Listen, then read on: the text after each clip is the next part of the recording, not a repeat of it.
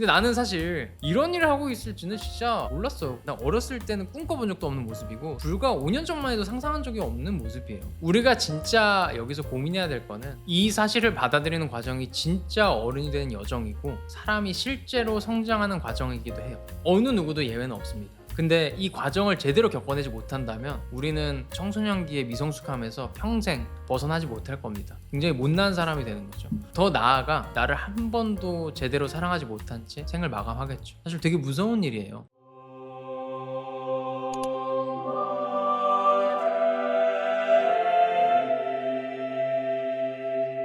안녕하세요, 다들님. 네, 안녕하세요. 오늘이 드디어 2025년 새해부터 시작하는 새로운 컨텐츠의 촬영 날입니다. 사실 새로운 게 아니죠. 지금 네 번째 촬영하고 있는데 첫 번째 이거 찍었다가 내가 마음에 안 들어서 다시 찍자고 했는데 두 번째 이제 PD님이 음성 마이크 세팅을 잘못해서 다시 찍었는데 세 번째도 또 잘못해가지고 네 번째 다시 찍고 있습니다. 굉장히 지친 상태지만 처음처럼 다 잃어버리고 처음처럼 또 찍어보도록 하겠습니다. 촬영 공간도 달라졌는데 아, 그쵸.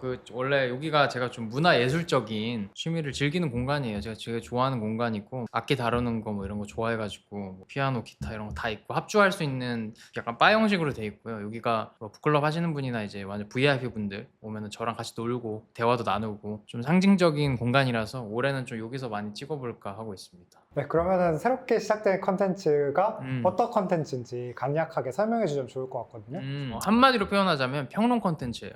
평론 컨텐츠. 이게 시, 소설 같은 클래식 문학 쪽은 훌륭한 평론가들이 많잖아요. 네, 그렇죠. 근데 저는 조금 범위를 넓혀보려고 해요. 뭐 시, 소설, 문학, 에세이 같은 글뿐만 아니라 뭐 영화, 드라마, 애니메이션 이런 영상 매체 또 더 나아가서 뭐 노래, 대중가요, 뭐 예술, 전시, 특정 인물까지 이렇게 다양한 형태의 콘텐츠를 평론하고 또 어떨 때는 굉장히 깊고 유익하게 또 어떨 때는 좀 얕지만 재밌게 다양한 범주와 다양한 깊이로 오고 가면서 교육적 인사이트를 도출해 보려고 합니다. 콘텐츠 이름은 르네상스인데요. 피디님은 르네상스가 무슨 뜻인지 알아요? 르네상스 하면 유럽 쪽에서 시작되는 뭐 역사적 그런 일 아닌가요?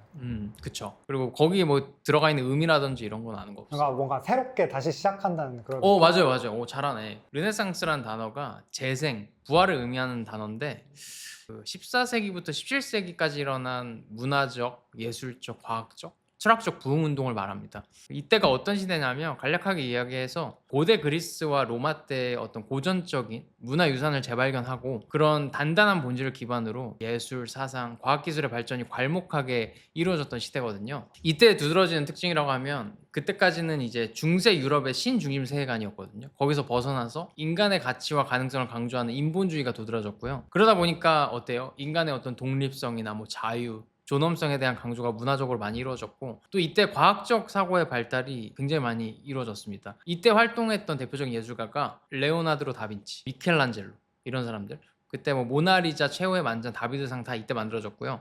과학자는 코페르니쿠스 그리고 갈릴레오 정도? 지구는 그래도 돈다. 그리고 문학은 단테의 신곡이 이때 나왔습니다. 그 유명한 단테의 신곡. 엔간한 이제 문학가들이나 이런 분들은 많이 인용을 하죠. 그리고 콘텐츠 이름을 왜 르네상스로 지었냐면 제가 뉴스레터를 한 3년 정도 발행을 했는데 벌써 3년이 됐네요. 피디님은 이제 보신 지 3년 되신 거죠. 그러다가 납치 당하신 거잖아요. 뭐 잠깐 제 자랑을 하자면 제 뉴스레터가 그 리텐션, 그러니까 재구매와 유지율이 항상 88%가 넘어요. 엄청 높은 거거든요. 이게 10명 중 9분이 계속 보시는 거니까 굉장히 훌륭한 수치인데 근데 사실 개인적으로 저는 그 글을 쓰면서 엄청 특별한 글은 아니라고 생각을 하거든요. 그래도 이제 저희 팀에서 분석을 해보니까 저는 특별하게 생각하진 않지만 독자분들이 굉장히 특별하게 느끼시는 거예요. 그리고 또 이제 유튜브만 해도 좀 어쩔 수 없이 이제 알고리즘이 있으니까 그렇게 안 만들면 이제 우리 채널을 죽이기 때문에 지극히 좀 대중적이게 각색을 해서 만드는 편인데 이제 레터는 사실 알고리즘 기반이 아니잖아. 그래서 훨씬 더 필터 없이 개인적으로 깊게 쓰거든요. 또 이제 제 쓰는 이제 글 결이 왜 이제 특별하게 느껴지시냐면 지금 21세기잖아요. 21세기는 아무래도 좀 고전이나 유산, 그러니까 레거시를 기반으로 한 뭐 문화, 예술, 과학, 철학적인 사유가 힘이 많이 약해졌다 보니까 제가 좀 쓰는 글이 희소해진 거죠. 철학적인 사유가 들어가고 인문학적인 개념이 들어가고. 근데 그럴 수밖에 없는 게 현대 세속 사회가 성숙기를 거치면서 필연적으로 창의성에 대한 왜곡이 생기는데 창의성이라고 하면 언제부턴가 과거의 것을 아예 무시하고 파괴적 진보에만 초점을 맞추는 문화적인 기조, 급진적인 포스트 모더니즘적인 흐름이라고 할까요? 이런 흐름이 지배적이다 보니까 본질과 뿌리가 없는 그래서 공허하고 실체 없는 생각이 가득한 일종의 혼돈의 세상에 도래하지 않았나 싶습니다. 그러다 보니까 모든 문화적인 컨텐츠, 뭐 문학, 예술 이런 것들이 다 정치화가 돼버렸죠. 그러니까 원래는 문화와 문학, 예술이라는 게 사람들을 구심점으로서 모으고 또 개인적 성장에 도움을 주는 교육적 자양분이 되어야 되는데 이게 언제부턴가 분열의 수단으로 자리 잡게 된 것 같기도 해서 좀 안타깝습니다. 제가 작년에 소설을 좀 많이 읽었는데 기억에 남는 내용이 뭐냐면 깊게 사고하고 사유하는 사람이 미움받는 세상이 된 것 같기도 하고요. 거기서도 그걸 비판하더라고요. 그러니까 생각이 좀 깊고 지극히 합리적으로 생각하는 사람들이 악으로 간주가 되고 그냥 뭐 재수 없고 공감 능력이 없는 나쁜 인간이 되기 쉬운 세상이라고 할까요? 뭐 제가 말을 어렵게 했는데 제가 가진 아주 작은 영향과 능력으로 제2의 르네상스에 기여해보고 싶습니다. 오래되고 뿌리 깊은 정신과 지혜를 바탕으로 제2의 문화적, 예술적, 과학적, 철학적 부흥을 일으켜보고 싶어요. 물론 그렇다고 요즘 한국의 현대 문학가들이 비판받는 것처럼 너무 심오하거나 지나치게 엘리트주의적으로 가지 않고 제 색을 잃지 않으면서도 최대한 대중 친화적으로 풀어가려고 노력해보겠습니다.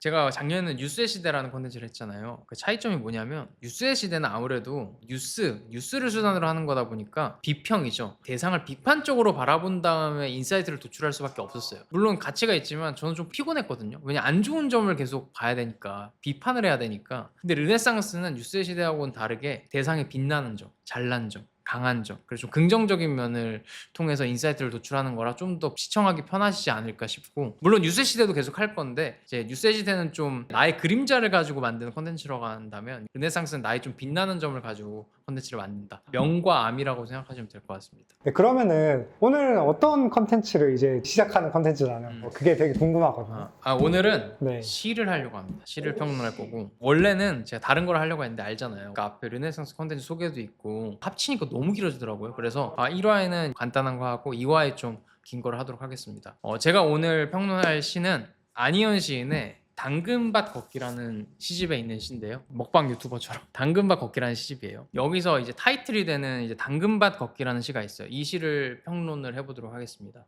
이분이 안희연 시인이 제가 알기로는 2012년에 등단하신 걸로 알고 있고 또 시인이지만 산문집도 읽을 만한 책이 굉장히 많습니다. 그래서 찾아보시면 좋은 책이 많고, 그리고 시인 중에서는 꽤 스타 반열에 오른 문학가가 아닐까 싶어요. 뭐 현대 한국 문학이나 특히 현대 시에 관심 있는 분이면 거의 다 알지 않을까 싶은데요. 일단은 이 시가 길지 않으니까 오늘은 전체 낭독을 좀 해보고 시작하도록 하겠습니다.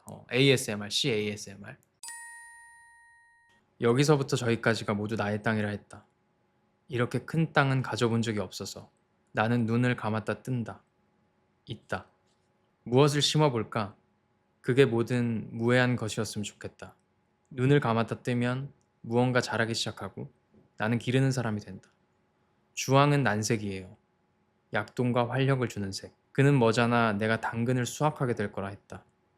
나는 내가 바라온 것이 당근이었는지 생각하느라 잠시 휘청했으나 아무도 눈치채지 못할 만큼 미세한 쏟아짐이라 믿었다. 하지만 당근은 보고 있었네. 나의 눈빛. 번뜩이며 나를 가르고 간 것. 나의 당근들. 흙을 파고 두더지를 들였다. 눈을 가졌다. 자료를 나눠드릴게요. 원하는 만큼 담아가셔도 좋아요. 혼자 먹기 아까운 당근들, 수확의 기쁨을 누리며 떠나보낸 땅 위에서. 이제 내가 마주하는 것은 두더지의 눈. 나는 있다. 달빛 아래 펼쳐지는 당근밭. 짧은 이야기가 끝난 뒤 비로소 시작되는 긴 이야기로서. 제가 낭독한 시가 2024년 6월에 출간된 안희연 시인의 시집 당근밭 걷기 중에서 타이틀이 되는 당근밭 걷기 전문입니다. 이게 시라는 게 어쩔 수 없이 조금은 난해하게 느껴지는 경우가 많아요. 함축된 글이다 보니까.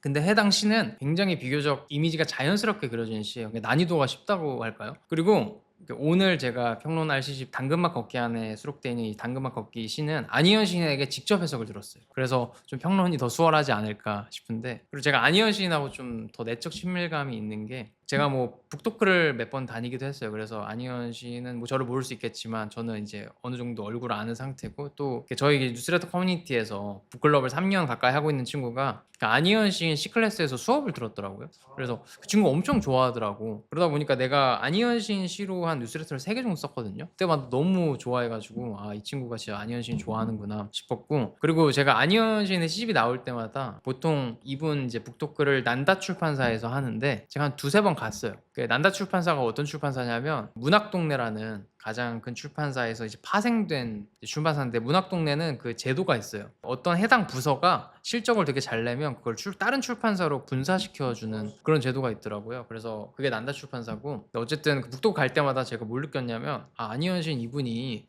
참 성숙하면서도 동시에 아이 같은 모습을 간직하고 있는 입체적인 사람이구나라는 생각을 했습니다. 사람들이 잘 모를 수도 있는 게, 시인분들이 말을 진짜 잘해요. 수다 잘 떠는 아주머니들처럼 썰을 되게 재밌게 푸시는데, 보통은 시 좋아하는 분들이 정적인 분들이 많아서 참가자들은 엄청 정적인데, 이분도 막 이야기 들으면 드라마나 영화 이제 남자 멋있는 캐릭터 나오면은 그 남자 배우한테 푹 빠져가지고 막 그런 소녀스러운 모습이 있지만, 또 동시에 좀 남편분과의 의리를 중시하는 그런 관계적 성숙함도 있으시더라고요. 그래서 그 안희연 시인의 시를 읽을 때마다 좀 소녀스러운 그런 모습과 동시에 그 어른스러운 모습이 제 좀 머릿속에 도화지에 그려지는 듯 했거든요. 이 시를 읽을 때도 마찬가지였어요. 근데 제가 좀 시에 관심 갖게 된 지가 그렇게 오래되진 않았거든요. 좀 성향상. 근데 저는 이제 배우는 걸 너무 좋아하다 보니까, 그리고 저도 컨텐츠를 만드는 일을 하니까 여러 가지 지식적인 걸 배우면 도움이 될 거라는 생각에 시를 이제 공부를 하기 시작했는데, 제가 시를 스스로 공부하면서 어떤 생각이 들었냐면, 우리가 정규교육 과정에서 정말 많은 시를 배우잖아요. 근데 정작 시가 어떻게 쓰여지는지는 잘 모르는 것 같더라고요. 무엇보다 확실한 건 단어와 구절에 어떤 의미가 담겨져 있는지부터 해석하는 이런 시 공부 행위가 얼마나 어리석은 교육이었는가, 이걸 어른이 돼서 제가 문학을 스스로 공부하면서 확실히 깨달았어요. 시를 어떻게 쓰냐고 시인한테 직접 물어보면 다 한결같이 대답을 하거든요. 뭐라고 하냐면, 아마 그런 마음으로 썼던 것 같아요. 그러니까 시를 쓴 분도 본인이 시를 쓸 때 정확히 어떤 마음으로 썼는지 정확히 잘 모르는 거야. 근데 우리가 어때요? 학창 시절에 시를 보고 화자의 의도로 알맞은 것을 고르시오 해서 오지선다 해가지고 고르잖아요. 근데 그게 엄청 웃긴 거라는 거죠. 시를 쓴 사람도 제대로 모른다는데 우리가 그걸 뭐라고 그걸 맞추겠어요? 그러니까 안희연 시인한테 이 시 어떻게 쓰셨어요 물어봐도, 그 주식시장에서 주식이 막 상승하거나 폭락하면 주식 전문가들도 나와서 사후 해석하잖아요. 추측하잖아요. 그냥 가설을 세우잖아요. 다 모든 게 그렇지 않나 싶어서, 저도 이제 그 한계에서는 벗어나지 못할 것 같다라는 말씀 먼저 드리고 싶고, 그래서 이제 당근맛 걷기 또한 어렴풋한 사후 해석을 제가 들을 수가 있었는데, 거기에 제 의견을 덧대서 첫 구절부터 한번 같이 걸어보시죠. 자, 또 이제 한 문장씩 읽으면서 하겠습니다. 여기서부터 저기까지가 모두 나의 땅이라 했다. 이렇게 큰 땅은 가져본 적이 없어서.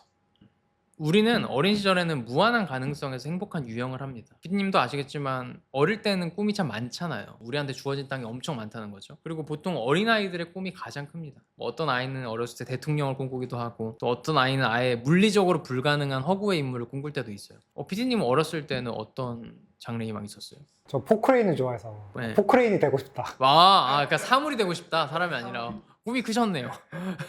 저 같은 경우에는 완전 아기 때는 제가 어렸을 때 바둑을 오래 뒀어요. 바둑을 너무 좋아해서 친구들이랑 막 놀다가 와도 집에 와서 막 5시간씩 혼자 바둑 두고 이랬었는데, 그때는 바둑 기사, 그때는 근데 유명한 바둑 기사가 많았고 바둑 시청자가 많았어요. 뭐 유창혁, 이창호, 구단 뭐 이런 분들이 있었는데, 이제 좀 더 커서 이제 기차를 좋아했거든요. 그래서 기차 만들고 기찻길 만들어서 그거 빙빙빙 도는 거 구경하고 이런 거 좋아해서 기차 기장님이 되고 싶었다가, 그리고 점점 크면서 좀 현실적인 직업들 갖게 됐고, 학벌도 비슷한 것 같아요. 초등학교 때는 하버드대 가고 싶어 했다가, 중학교 때는 서울대, 그리고 고등학교 때는 야 인서울만 가자. 그러니까 어떤 좀 추상적인 꿈에서 실체가 있고 세속적인 목표로 시야가 움츠려드는 것을 보면, 우리가 어린 시절에 얼마나 넓은 땅을 가진 사람이었는지 짐작해 볼 수가 있습니다. 이거를 시적으로 비유를 하신 거죠. 그래서 이렇게 나에게 주어진 드넓은 땅과 가능성의 물결 속에서 어떤 씨앗을 심어볼까 질문을 하는 거예요. 이 구절을 봤을 때 더 읽어보면, 무엇을 심어볼까? 그게 모든 무해한 것이었으면 좋겠다. 스스로한테 질문을 하는 거죠. 물론 어릴 때는 다 돼요. 뭐 사과, 자두, 무, 쑥갓 다 심을 수 있습니다. 그리고 기후와 지정학적 한계도 넘나들 수 있어요. 사계절이 분명한 우리나라에도 열대 지방의 과일을 심어볼 수 있겠죠. 어릴 때는 그래도 돼요. 한계가 없으니까. 더 읽어볼까요? 눈을 감았다 뜨면 무언가 자라기 시작하고 나는 기르는 사람이 된다. 이 구절이 어린 시절의 무한한 가능성을 표현해 주는 거죠. 어제는 바나나를 심어보고 싶었는데 눈을 감았다가 뜨니까, 자고 일어나니까 또 다른 과일을 심어보고 싶죠. 그게 유년 시절의 무한한 가능성과 가변성입니다. 뭐 꿈을 바다로 비유를 하자면, 저는 어린아이들은 가장 훌륭한 수영선수라고 생각을 해요. 그러다가 점점 수영하는 능력을 잃게 되는 거지. 근데 크면 어때요? 우리가 어른으로 성장하면서 우리가 심을 수 있는 과일이 생각보다 한정적이라는 것을 깨닫습니다. 20대 안희연 시인도 아마 본인이 심을 수 있는 채소가 주황색, 따뜻한 색으로 한정되어 있음을 알아차렸던 것 같아요. 이 구절에서 주황색은 난색이에요. 약동과 활력을 주는 색. 그는 머지않아 내가 당근을 수확하게 될 거라 했다. 나는 내가 바라온 것이 당근이었는지 생각하느라 잠시 휘청했으나 그러니까 화자는 차가운 것들 여기에 의미를 부여하자면 뭐 세속적인 성공이나 부와 가까워질 수는 없지만 세상에 어떤 약동이나 활력을 불어넣어 줄 수 있는 따뜻한 재주는 나한테 있구나 이걸 의식했을 겁니다. 이때가 20대일 거고 이제 30대에 들어서는 어때요? 따뜻한 주황색 계열의 채소도 아니고 스스로 정확히 당근을 수확하는 사람 당근을 수확할 수밖에 없는 사람이라는 경계선 한계를 정했다고 말을 합니다. 에리 프롬이 인간에 대해 설명할 때 유한함 속에서 무한한 가능성이 있는 존재라고 말을 하는데요. 이런 사실을 직면할 때 꽤 슬픈 것 같아요. 그러니까 어린 시절에는 모든 것이 될 수 있을 줄 알았지만 그러니까 내 가능성에는 한계가 없을 줄 알았지만 사실 우리 모두는 어떤 한계 내에서만 자유롭다는 사실을 알았을 때 이때 좀 많은 소녀와 소년들이 좌절을 하죠. 근데 이거는 계속 반복이 돼요. 성인이 돼서도 내면의 소녀와 소년이 좌절하는 그런 경험을 계속 하게 되죠. 나는 당근밖에 심지 못한 사람이구나. 이게 운이 좋으면 나에게 주어진 일, 소명이라고 할까요? 그게 마음에 들 수도 있지만 마음에 안 드는 경우가 훨씬 많거든요. 근데 나는 사실 지금 내 모습 있잖아. 지금 내 모습은 나 어렸을 때는 꿈꿔본 적도 없는 모습이고 사실 불과 5년 전만 해도 상상한 적이 없는 모습이에요.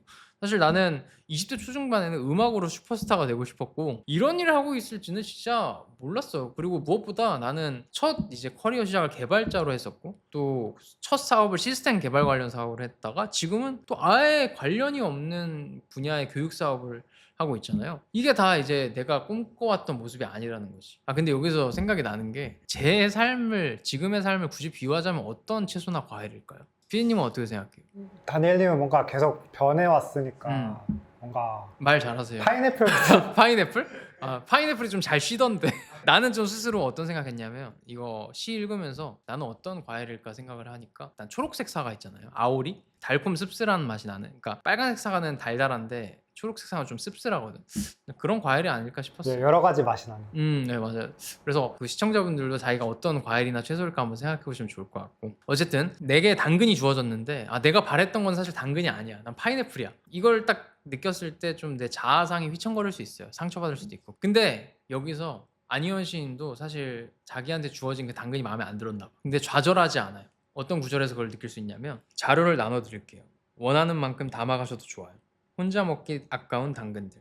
수확의 기쁨을 누리며 떠나보낸 땅 위에서.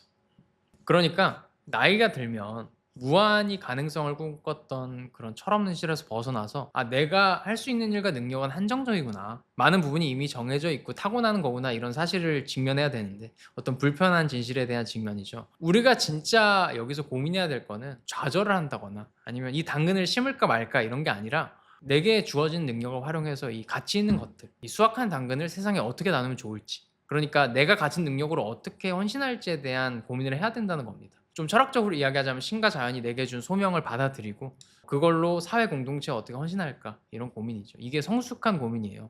우리는 모두 하나같이 어린 시절에는 무한한 꿈을 꿉니다. 그렇죠? 제가 좀 좋아하는 애니메이션 중에 토이스토리. 토이스토리의 주인공 버즈 라이트의 대사처럼 To Infinity and Beyond라는 대사가 있어요. 무한한 공간 저 너머로라는 뜻인데 매일 이렇게 꿈을 꾸죠. 근데 우리가 커서 어떤 유한한 공간 안에서만 뛰어놀 수 있다는 사실을 직면하게 되면 참 그게 참 상처가 되기도 하고 우울하고 슬퍼요. 뭐든 될 수 있다고 생각을 했는데 내가 할 수 있는 일이 생각보다 정해져 있다는 거. 특정 한계 내에서만 자유로울 수 있다는 일종의 실존적 명제를 자각하는 거. 이 사실을 받아들이는 과정이 진짜 어른이 되는 여정이고 사람이 실제로 성장하는 과정이기도 해요. 어느 누구도 예외는 없습니다. 근데 이 과정을 제대로 겪어내지 못한다면 우리는 그 청소년기의 미성숙함에서 평생 벗어나지 못할 겁니다. 굉장히 못난 사람이 되는 거죠. 더 나아가 평생 있는 그대로의 나를 받아들이지 못할 것이기 때문에 나를 한 번도 제대로 사랑하지 못한 채 생을 마감하겠죠. 사실 되게 무서운 일이에요. 물론 당근밭 걷기에 담긴 메시지는 여기서 끝이 아닙니다. 한계와 내 유한성을 자각했다면 각자에게 주어진 소명, 뭐 비유하자면 바삭거리는 사람이 있을 거고 말캉한 사람이 있을 거고요. 차가운 사람이 있을 거고 따뜻한 사람이 있을 거예요. 이런 고유한 색깔과 온도, 무게를 가지고 세상에 어떻게 기여할지 이제 고민을 해야 된다는 거예요. 일정 시간이 지나면. 그리고 나뿐만 아니라 세상에 다양한 소명들을 갖고 있는 다양한 색깔과 온도들을 존중하고 사랑할 줄 알아야겠죠. 내가 하는 일이나 내 색깔이 아니어도. 여러분 사실 내가 뭘 잘할 수 있는지, 내가 뭘 하면 즐거운지, 뭘 하고 싶은지 꿈꾸고 발견하고 찾아내는 과정은 인생 전체에서 보면 생각보다 짧은 이야기입니다. 근데 내게 주어진 능력을 받아들이고 또 소명으로서 세상에 어떻게 기여할지 생각하고 실제로 헌신하는 과정은 정말 지속 가능한, 꾸준히 넘쳐흐를 수 있는 충만한 서사 중 하나죠. 인생의 80%는 이거에 대한 고민의 시간이 아닐까 싶은데, 그러니까 우리의 인생이 진짜 시작되는 지점은 과정상에서 실제로 실천하는 그런 긴 이야기가 시작되면서일 겁니다. 물론 타인이 내 한계에 대해서 규정하는 거는 건강하지 않은 일이지만, 내가 스스로 내 한계를 규정하는 거는 발전하기 위해 분명 필요한 거예요. 제가 그 안희연 시인을 뵐 때마다 굉장히 부드럽지만 내면이 단단한 사람이라는 느낌을 받았는데, 이게 이 구절에서도 느껴져요. 어떤 구절이냐면, 이제 내가 마주하는 것은 두더지의 눈, 나는 있다. 이 구절은 저자가 뭘 내가 잘할 수 있을지에 대한 이런 고민이 아니라 비로소 그냥 나한테 주어진 능력으로 세상에 기여하겠다는 생각을 한 거고요. 이제 실천으로 옮겨지는 거죠. 실천을 함으로써 나한테 주어진 땅, 그러니까 나라는 존재에 대해서 더 깊게 이해했다는 뜻으로 보입니다. 나는 이제서야 땅에 있다. 내가 존재함을 느낀다는 거죠. 뭘 할지만 고민했던 시절에서 벗어나서 주어진 능력으로, 그게 좀 사회적으로 비루하거나 세속적이지 못해서 인정받지 못하더라도 최선을 다해 주어진 무기를 활용해서, 즉 소명으로 세상에 기여하겠다는 실천을 함으로써요. 자, 당근밭 걷기. 안희연 시인의 이제 당근밭 걷기라는 시 평론은 이 정도 하면 될 것 같습니다. 이거 한 5개월 전에 뉴스레터로 쓴 내용이죠. 이게 제 기억이 나요. 그때 되게 반응이 좋았어가지고 이거 꼭 유튜브 컨텐츠에서 해야겠다 싶었습니다. 다니엘님이 처음에 당근밭 걷기를 이렇게 전문으로 한번 쓱 읽어주셨잖아요. 네네네. 그때는 뭔가 뭐 따뜻한 느낌이 드는 그런 좋은 시구나라고 생각을 했는데, 한 번 더 다니엘님이 이렇게 해석을 하시면서 설명해 주시니까 뭐이 짧은 한 편에 실존적인 철학에 대한 맞아요. 내용들이 다 담겨 있는 것 같아서 좀 대단한 것 같습니다. 사실 저 같은 이제 유튜브 하는 사람들은 워낙 관종이고 포장을 잘하는 거지, 이런 이제 문학가들이 진짜 철학적인 공부도 많이 되어 있고 진짜 깊어요. 근데 이분들은 제 일의 목적이 드러내는 게 아니다 보니까 오히려 저 같은 사람보다 훨씬 똑똑하신 분들이니까 제가 이런 빛나는 분들을 앞으로도 계속 많이 소개해 드리겠습니다. 뭐 오늘은 시를 했지만 대중 가요를 할 수도 있고, 영화를 할 수도 있고, 애니메이션을 할 수도 있고, 뭐 특정 인물을 할 수도 있고, 다양한 콘텐츠 준비해 볼 테니까 기대해 주시면 좋을 것 같고, 뭐 어떠셨는지 여쭤보긴 싫고 그냥 좋다고 해주세요. 선택권은 없어요. 그래서 오늘은 여기까지 하면 좋을 것 같네요. 네. 다니엘의 르네상스 1화 잘 편집해주세요. 네. 고생하셨습니다. 네, 수고하셨습니다. 네. 네.